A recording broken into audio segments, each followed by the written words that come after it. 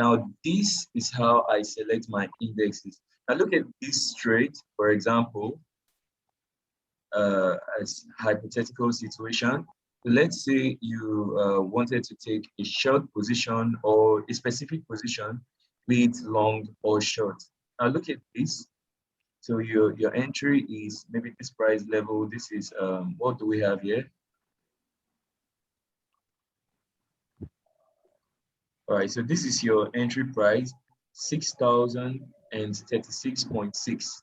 Now, let's say you want to use a stop that is this wide, for example, which is 18.2 points.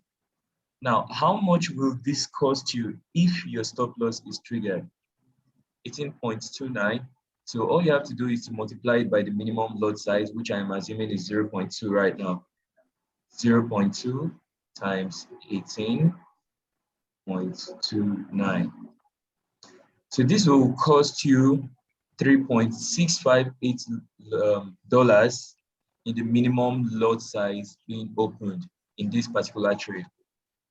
I need response. If you can hear me, please respond so I don't talk to myself. Yes, we can hear you very well. Oh, we can hear you. All right, cool. Fine. Now it's going to cost you $3.658 if this trade hits stop loss. Now, this basically is my first criteria for selecting which index to trade. Now, let me open volatility 75.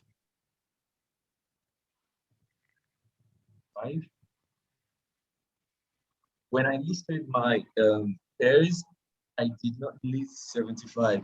Does not mean I don't know how to trade it, but most of the times I consider it very expensive, and I will show you guys why. So everybody always go with the theory that VIX 75 is, how do I put it, the most lucrative pair, but I'll have to agree to disagree to that, because to me, I think it's very expensive. Now let's look at this particular setup right here. So let's say, for example, you want to take a short position, and you want to take a short position, and let's say probably you are a support and resistance trader, so you identify this zone as your resistance zone, anticipating the price to come to this level for you to take your shots, for price to trade back down, and for you to put your stop loss maybe above this zone. Now, this is what you have to do to actually gauge how expensive or how cheap the pair is. From your trading view, just add these two. And now let's assume this actually was your stop loss. So how many points do we have here? 16,312. And what is the minimum lot size in volatility 75? 0.001. Fine. So 0.001. Yeah. Now look at this. If that trade hits your stop loss, you are going to be losing $16.3, even with the smallest lot.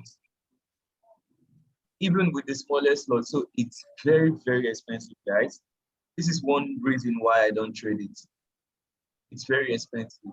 Look at the price here.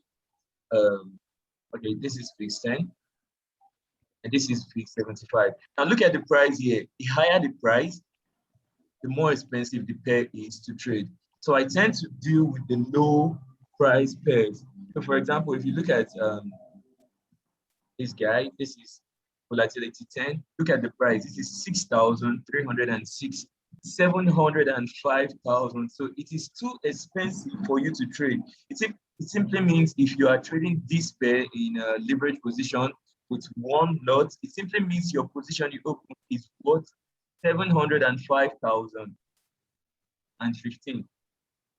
Can you see this? So it's very expensive. Now multiply this particular current price, which is 513,660,4513. Now multiply this by the smallest lots, 001. It simply means the smallest lot you can open in this particular pair is worth $6,604, which is very expensive for a leveraged position. Now, a lot of us trade very small accounts. From the pool in the group, average of the accounts there is between $10 to $50. Now, imagine you trying to trade a position worth this amount, 6,604, with your $50 account, 6,604 divided by your $50 account. This means you are taking a leverage of 132 times your margin. So this risk is way too big. This risk is way too big. This is the reason why I personally do not trade volatility 75 every time, especially when I'm trading in my small account. Now, if you compare and contrast, you can see that VIX 10 is very cheap. Look at the figures here, 6,027. Now I'm going to load somebody from the boom and crash index. So let me load 500. Now take a look at the price. What do you see here? It's also a very cheap pair. So one lot size here is what's just approximately 4,474 right now. Now, if we also load boom 1,000 or crash 1,000 or load crash 1,000, you see that it's not even as expensive as volatility 75 crash 1,000. It's not even as expensive as volatility 75. So what we have here is 13,350 per lot size. So it's around the 13,000 range. This is the current price. So this is what this pair is worth in one lot size currently in dollars. Do you guys understand this? Yeah. Cool. Yeah. Cool. Now, this is why and how I select my pairs. So I just go for the pairs that are cheap. If I want to make more profits, then I have to increase my lot size. So for example, if I am trading volatility 10, and look at this range right now, for example, if I'm targeting this range as my profit zone, how many points do I have here? This is 33. Oh, my internet connection is unstable. So I have 33 points in this particular session. If I want to make more profit, then I have to increase my lot size. In this particular point here, if I trade it with one lot, I'm going to be making $33 and risking $18. Can you see this, guys? One lot is going to make $33 and lose $18. Yeah. So if I need more profit, I'm going to increase my lot. Now, I'm not going to be forced to lose a specific amount, just like the way the expensive pairs will force you to lose very large amounts in respect to your analysis. So even if your stop loss is reasonable, it's reasonably tight in VIX 75, you're still going to lose a lot of money compared to the sizes of accounts. If you trade those expensive pairs like volatility 75, it's either you're going to get lucky and make a lot of profit, or you are going to blow your account. It's that simple. But if you want to consistently build your account, you have to look at the cheap pairs. And what are these pairs? Your volatility 10, your volatility 10x. You can take note, guys. Your volatility 10, the 10x, the 25, the boom 500, the crash 500. These are the very cheap pairs. Then the boom 1000 is kind of expensive, more than the boom 500 and the crash 500. So if you want to deal with very cheap pairs, you can go for boom and crash 500, then volatility 10, volatility 25. Now, aside from being cheap or expensive, what is my next criteria for selection? Now, my next criteria for selection is according to my analysis. Now, from my back testing and my demo trading and my experience trading my live account, which of these pairs respect my analysis the most? Take note, guys, you want to leverage on the pairs that pay you the most. The pairs that pay you the most is the pair you want to leverage on. That is what you want to trade. and not the pair people tell you to trade because it is more lucrative. If you need more profit from these cheaper pairs, all you have to do is to open more lot sizes. Open more lot sizes. So from what I calculated, the smallest lot size in VIX 75 is 6,604. So let's compare this. This is 4,472 for Boom 500 divided by 4,472.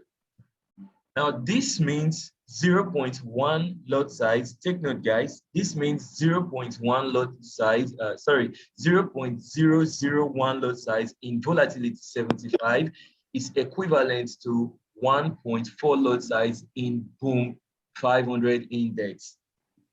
Can you see this, guys? So if you are opening 0.001 in volatility 75, it is the same thing as you opening 1.4 lot size in Boom 500 index. Now, how many of you will be able to open 1.4 lot size in a $20 account in Boom 500 index? I don't think your margin will be sufficient, but once you start trading volatility 75, they will allow you trade way more than your account can sustain. Way more than your account can sustain. So it is cheaper for you to control your risk in any of these cheaper indexes, which is outside 75. Now, how will you be able to know which of these indexes respect your analysis the most? Is through backtesting, guys. It's through backtesting. So you know the methods you trade. So consistency is built in repetition. You want to keep doing the same stuff over and over. If you are a trend line trader, you want to look for which of the market is trending right now. Now, if you do not find your setup, what you want to do is for you to change the time frame you are in. So for example, me not seeing a lot of support and resistance right here, I can change this to 15. I need a lot of support and resistance. Right? Now this is 15-minute time frame. There was no support or resistance in the higher time frame, but now I can see a zone that can be able to give me a support and resistance form of trade. I'll take out this and put in a box, rectangular box. I'll take from this low here to this lowest point as my support zone. Now, from what you can see, I will be able to spot multiple ample opportunities to trade my form of analysis. So I do not want to change my form of analysis, but I want to look for opportunities that will allow me to trade my form of analysis in whatever pairs I have selected. And if my analysis do not work in this pair, what do I have to do? I have to change the pair. I have to look for the pair that supports the method of my analysis, the pair that gives me winning edge according to my analysis. So guys, these have been my criteria for selecting which pairs to trade in Deriv synthetic indices. So it's question time, guys. Do you guys have any question about what we just discussed? What about V75? Sorry? V75 1S. V75 1X. Okay, let's open it and check if it's suitable for us to trade or if it's cheap enough for us to trade. V75 1X. Sorry, my network is a little bit laggy, so it's taking a bit of time. Okay, fine. So V75 1X is this, 8,980 for one lot size. Now, if you compare this to Boom 1000, this is actually not very expensive to trade. It's not very expensive to trade, but I've not really spent time back testing this pair, trying to see how it plays out for, according to my analysis. So if I am going to consider trading this pair, I have to spend probably some few days, some few hours, and back testing this pair and trading it in my demo before I have to take it to my live account for me to see how it reacts according to my analysis. But something I know for sure is this pair, it trades very fast, it reacts very fast, it is very volatile. Look at it, guys. The 1 minute is going to the upside, the next minute is trading down, up, down, up, down, up, down. So it's going to take you through a lot of emotional roller coaster. So let's say maybe you made an entry here So at this point, maybe you'll be seeing plus $50, and now you're back to break even. Now you're up, and now you're down. Now you're up. So it's not like those VIX 10, volatility 10 index. Look at this, guys. Look at volatility 10 index. Look at how it trades. It doesn't take you through a lot of emotional roller coaster. So if you make, let's say you're a trend line trader, and then you saw this breakout, if you made an entry here, guys, from the moment you made your entry, price has not reversed back to your entry. Now, they tend to trade one way. Look at this. Look at this, guys. So it doesn't take you through a lot of emotional roller coaster because it is less volatile, unlike the higher volatility indexes. So any other question, guys?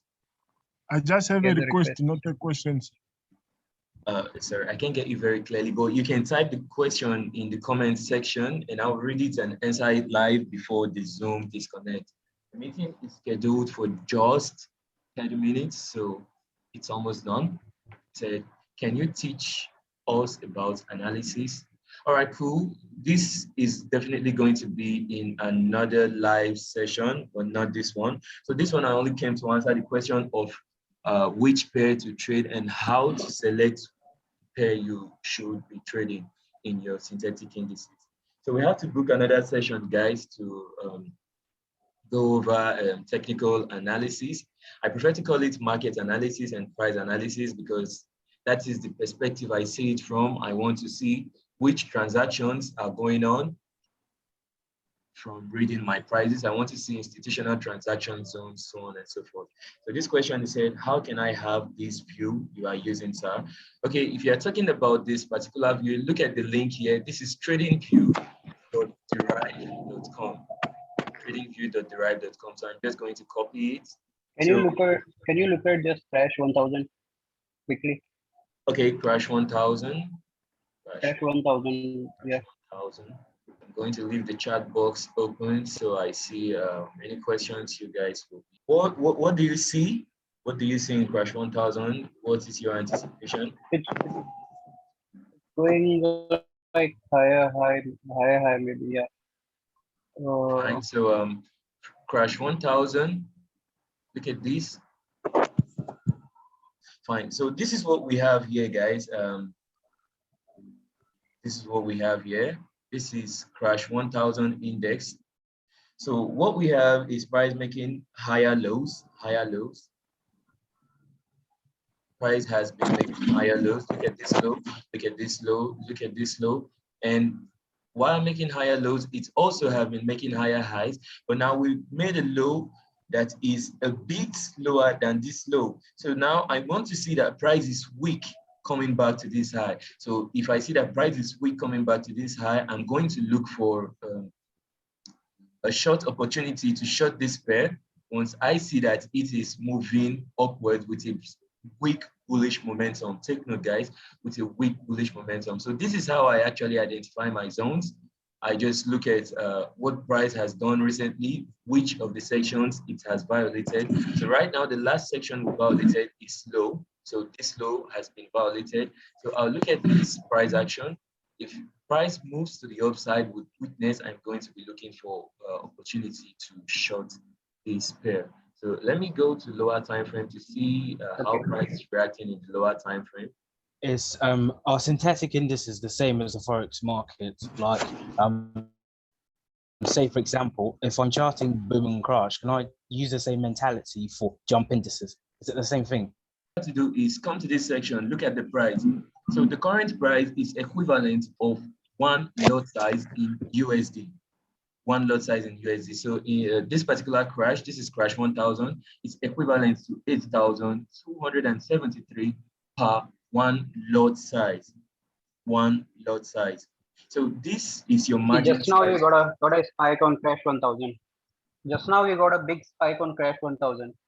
Can you please leave the comments in the chat box? I can get you very clearly. Yeah. So we are charting crash 1000. And from what you guys can see in the higher time frame, it did make this lower low. It did make this lower low. And we trended high.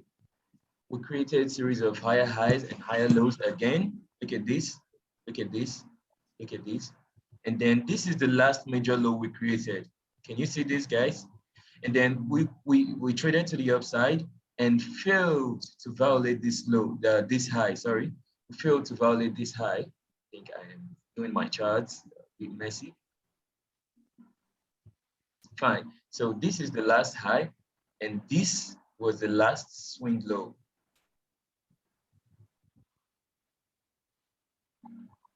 Fine. So if you actually take a look at this index right now, we are kind of trading in a range. This breakout is not very clear. Look at this. It's not very clear, but it's looking very bearish to me. If I should go lower, I can actually start looking for short entries and start selling this pair already. If I want to scalp, I can start selling this pair already. But if you guys take note in the group, I tend to paste very few signals because I tend to look for high probability signals from higher time frame and then just drop it so that if you are trading it, you can stay in it for long and make as much profit as possible. So if I want to scalp personally, I will be looking for bearish opportunities in this particular pair.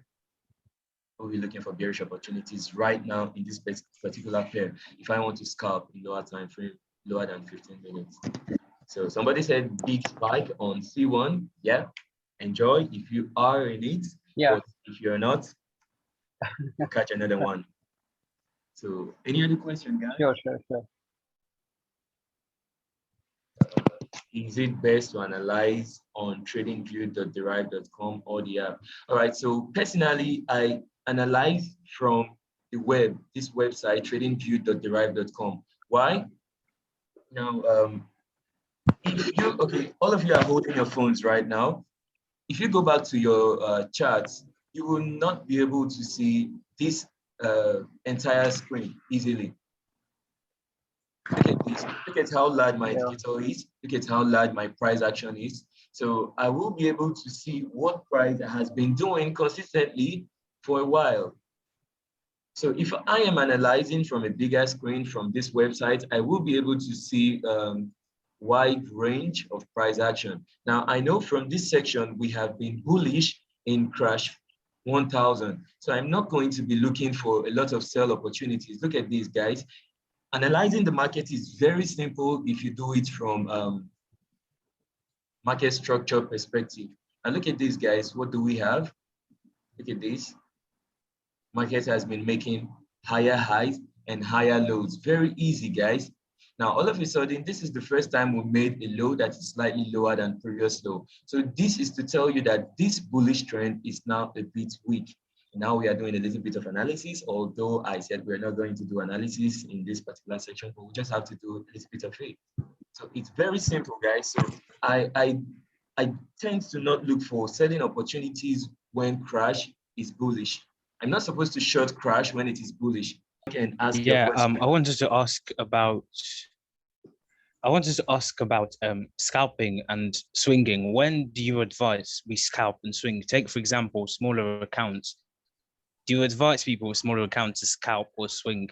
Because at times we can get swing signals, but like with sniper entries, but they tell people with small accounts to stay away from it because your stop loss might take you out. So what's your advice on scalping? All right. So let me go with a live illustration, and I have to change my pair to illustrate this. If you wanted to trade this particular position, let's say you are a trend line trader, and then you did this. So if you trade trend lines, actually, if you see a breakout like this, for some people, they are going to wait for the retest. For others, they are not going to wait. Immediately the breakout happens with a high volume candle, they are going to take the trade. Now, if you are taking this trade, by default, you are going to have, now, let's not consider what the take profit target is, but let's focus on the stop loss section. Now, you are going to have something like this. This is minus 28 points. Minus 28 points. Now, if you are trading a small account, let's say a $20 account, this minus 28 points will take you out of this position with one lot in this particular trade. Now, let's go and look for lower time frame setups. So let's say 2 minutes. 2 minutes. your setup in 2 minutes will be very, very less expensive. Now let's look at this one, guys. Where did this breakout happen in our lower time frame? It was here. Can you all see it? I need response, please. Fine. You all Yes, we can. this, yes? Yeah, we can see it. You can see this, and I'm going to do exactly the same thing Sure. in the higher time frame. Now look at this. Putting my stop below this low. What do you see, guys? This is 9 points. 9 points, yeah. Yes, this is 9 points. So it's going to cost me $9 if I'm trading one lot in this particular pair. So sometimes, not sometimes, every time, lower time frame setups are cheaper compared to higher time frame setups. They are cheaper, but you make more money by trading higher time frame zones. So if this zone, what do I mean by higher time frame zone? So I can actually scalp in a higher time frame zone. Now, this is how you do it. We go to 4 hours time frame, and I'll show you what higher time frame zone is. Fine. Guys, can you see this? Yes, Fine. yes. Fine. So this is 4 hours time frame. This is 4 hours time frame right now. Now, my higher time frame zone for me to take a short position is, example, this. So I'm not going to do anything in this space, but this zone is a higher time frame zone because this is where price interacted with 4 hours trend line. Now, what do I do once price comes to this zone? Come and then stretch it to lower time frames so that you will be able to refine your risk to be smaller. You'll be able to refine your risk to be smaller, but the overall zone you took was from a high time frame. So I just put a box like this in high time frame and allow my low time frame to trade into it. Now, what do you see here, guys? This is my high time frame zone, and not all of this, not all of these trends, not all of these trends. Can you see it? So around this zone, it is very possible that that trend line I drew from the higher time frame, price is going to respect it, which is around this particular zone. Price trade into this zone, and then we see a structure like this. Price traded into the zone, creating higher highs and higher lows, higher highs, and all of a sudden, price does this, violating this low. What is setting up, guys? What do you think is going to set up? A bearish movement. In my high time frame zone, I'm going to come and refine this risk to a low time frame. So I'm going to tune to 15 minutes and then look for a high in 15 minutes to place my stop above, and not a 4 hours high to place my stop above. So I'm going to refine my entry to a lower time frame for me to have a very small risk. You saw how we did it. In the higher time frame, we had 12 points risk, and in the lower time frame, we had 9. If I should refine it further, we will even have something like 6, 5, and even 3. But overall focus is on the high time frame zone. Now, guys, can you see this? Is there anything special I'm doing right now other than refining my risk and navigating in between time frames? So I don't actually stick to one specific time frame in my trading. I look for high time frame zones and refine the risk to lower time frame, and then strike once the structure shows me that the move is ready to play. Please, are you recording it? Are you recording it? Yeah, I am. I am going to post this. Please, will you post YouTube. it? Because I Yeah, have. I'm going to post this. Yeah, all right, and thank you. send Because the I need link. to revisit. Yeah, thank you so much. It was a Alright. nice lesson. Yeah, so you can go Thanks so help grow much. the community, invite loved ones to participate in our community, to watch our videos from YouTube, to join our Telegram group. And so you can go there, search for it, and follow it. So I'm going to end the meeting right now. Y'all have a great day.